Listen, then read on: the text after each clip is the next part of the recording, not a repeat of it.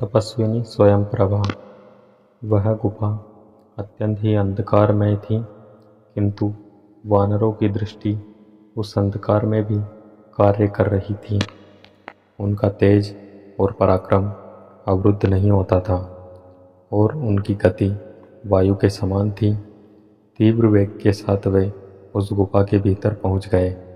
भीतर पहुंचकर उन्होंने देखा कि वह स्थान अत्यंत उत्तम, प्रकाशमान और मनोहर था। चारों ओर साल, ताल, तमाल, नाग केसर, अशोक, धव, चंपा, कनेर आदि के पुष्पयुक्त वृक्ष दृष्टिगत हो रहे थे। वे सभी वृक्ष सुवर्णमय थे।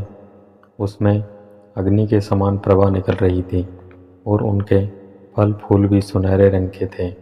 इन वृक्षों में लगे मूंगे और मणियों के समान चमकीले फूलों और फलों पर सुनहरे रंग के भौरे मंडरा रहे थे।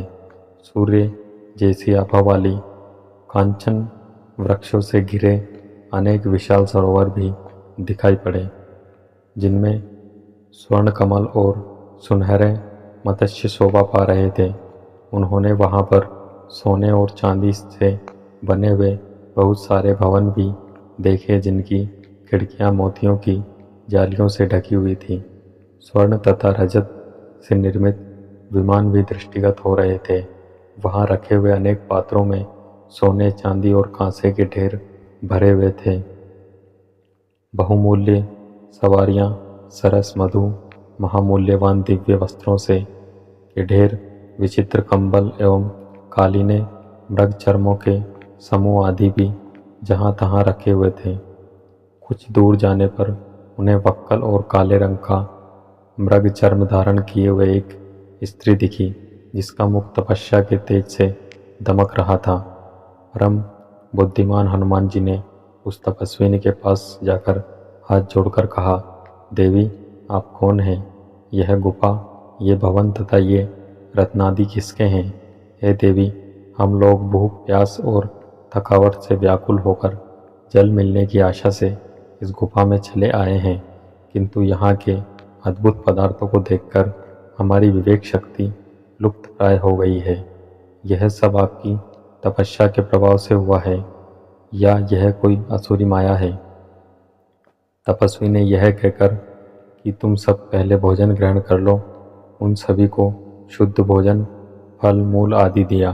फिर भोजन से तृप्त हुए वानरों ने तपस्विनी से कहा, वानर श्रेष्ठ,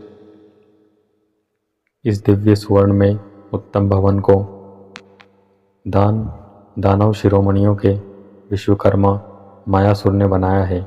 इस भवन में निवास करते हुए मायासुर का संपर्क हेमा नाम की अप्सरा से हो गया, जिससे क्रुद्ध होकर देवराज इंद्र ने अपने वज्र से मायासुर का वध कर डाला। अब यह स्थान हेमा के ही अधीन है। मैं सावर्णी की कन्या हूँ और मेरा नाम स्वयं प्रभा है।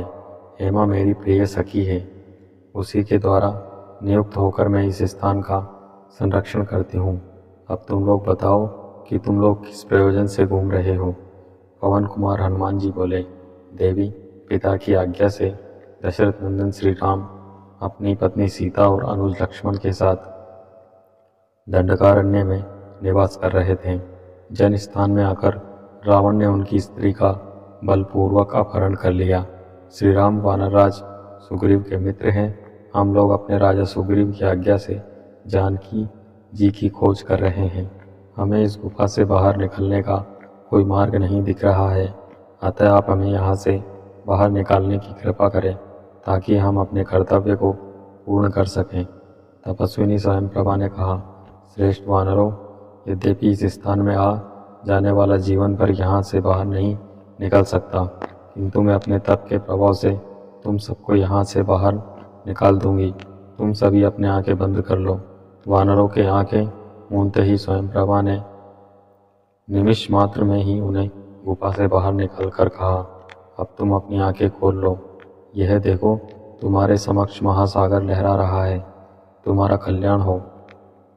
इतना कहकर तपस्विनी स्वयंप्रभा अपने स्थान में वापस चली गई। तो दोस्तों, ये वीडियो थी संपूर्ण रामायण के किष्किंधा कांड भाग 12 तपस्विनी स्वयंप्रभा। ये वीडियो आपको कैसी लगी हमें कमेंट करके ज़रूर बताएं। वीडियो अच्छी लगी हो तो वीडियो को लाइक शेयर, ऐसी और वीडियोज़ के लिए हमारे यूट्यूब चैनल को सब्सक्राइब जरूर करें। वीडियो में अंत तक बने रहने के लिए आप सबका धन्यवाद। जय श्री राम।